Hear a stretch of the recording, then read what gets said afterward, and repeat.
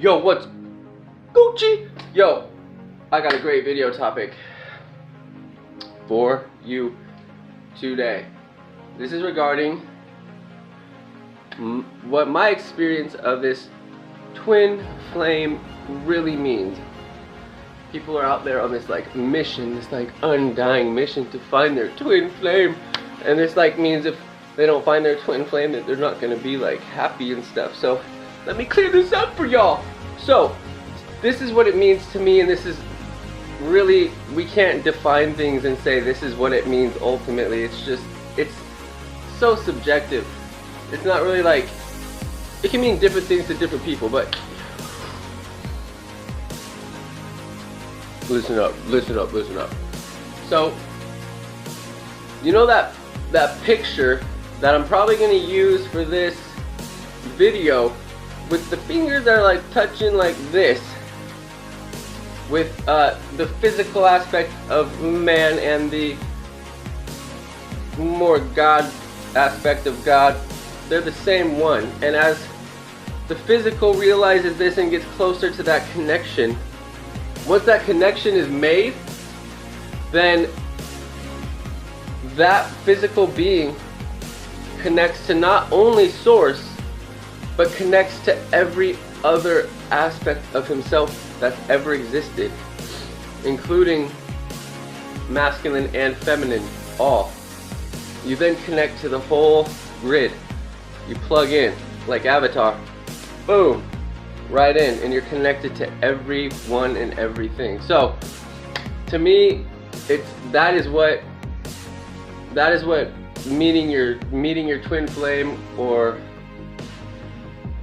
you know, it makes sense, because how else would you truly like unconditionally love somebody if you didn't know how to read their heart or their mind? If you couldn't, because when you get this connection, you really can just read people's whole, it sounds crazy, but you can, when you meet someone, you literally just get you can feel their thoughts, you can feel what's bothering them, you can tell exactly what to say to them to make their day. It's really cool. So when you make that connection, you literally connect to everyone, because everyone is you, but you're not connected to that yet. And once you are, then that's your twin flame right there, to me. And to say that something like soulmate, right? So on the other side, you would be both aspects, masculine and feminine, as one. You wouldn't be split. When anything comes to this world, it's dualistic. Like, think about the earth, it's always half light, half dark, right? Everything here has kind of a polarized nature. When we're born, even though we come from a man and a woman, we get polarized at some point into this one end of the spectrum, which is very necessary for creation, for production, for people to want to grow and expand and do better. There's got to be that desire for the other sex, because we're connected on a higher level. When that separation occurs, that's why we are usually attracted to the other sex in that way. But don't be fooled by the physical attributes, because this is why we're getting so many like lesbians and gay guys, because it's to show us something, it's to teach us something, right? If the creator's natural, if the human archetype at its pinnacle is androgynous, right? That would be like the archetype. So literally, these people coming here that are attracted to the same sex is teaching us that the physical body does not dictate anything. It is literally just a tool, it's a vessel. And if you think about like the hearts and all the organs, right? These would be like literally the planets, right? And you have this physical body and this physical mind, and you have these organs that are all, your heart beats, it makes a noise. All your organs actually vibrate and make a noise. And this is why, this is what your name would be the tune that your body was, your organs were putting out all together as they play in this orchestra, right? And your body, it's like your physical body and your physical mind, because the body is still like the vehicle for the soul, and the soul is asleep in there until it has, you know, that moment, right? And the physical mind and the body are like gangsters, yo. They're trying to keep the soul asleep inside, because the body knows that the soul is not working in unison with it. They're almost like, the body has no choice but to listen to the soul once it's awake, and it knows that. And when the soul is awake, that's like Kundalini, that's like the fire coming out and literally burning all the impurities, burning all the programs, burning all the shit that may serve the physical body but doesn't serve the immortal mind or the immortal aspect at all. So the body tries as hard as it can, it seems, to keep these asleep, or keep the soul asleep, you know. And then once this, well, I'll call it like a Kundalini activation, that's what it is. It's like your whole body is just getting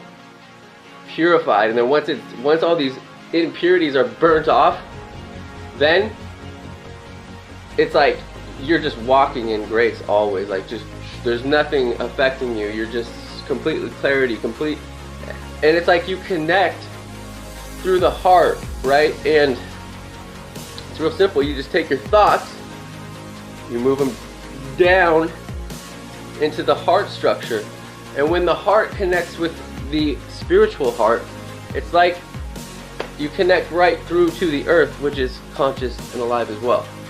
And you connect through the earth, and then you connect through the sun, and then you connect through all the way to the center of the galaxy daily. And it's hard for our physical minds to think of this because we're so physical. There's so much, seemingly so much space here, and things take time to happen. And no, there's another aspect of you that's quantum, that is timeless. There's no space, it's just instant. And it's important to understand that, you know, because it's very powerful. So I hope somebody got something out of this. Remember, soul means one. So to say soul mate is like, you're basically saying that person isn't you, but once you meet them, I mean, you're literally the same person. Everybody's just a reflection of you, right? Everybody, even if they're female and you're male, they're just a reflection of you. And it's what's behind the eyes, right? So soulmate would be like soul one, mate two. It just doesn't work. So also, it's important to understand that the duality concept is just, it's not intrinsically true. So for something to happen, like for something to be trying to bring you to this awakening through whatever way that is, it doesn't matter if it's through horrible trauma and punishment or through really good experiences and things that seem to be beneficial to you. It doesn't matter either one. They're both leading you to the same place. It just depends on what you're buying into. If you think that you need some beautiful woman to reflect back to you that you're worthy, for you to feel worthy, then you're going to get cut down by beautiful women all the time until you realize that, hey, I don't need that, you know. Physical appearance is just denoted by DNA. It doesn't mean anything. It's so, like, you can't say, yo, that girl's hot, yo.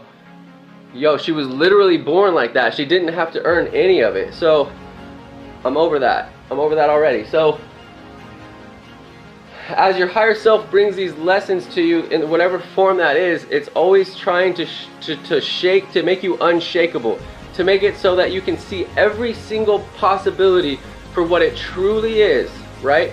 For what it truly is, not what you think it is, but what it truly is. If you're literally the same person on the other side, there is no separation, then how can you feel that separation? If you think you need to have this connection because you don't already have it, then somehow Source has to show you that you're going to be okay without it, because you're connected always.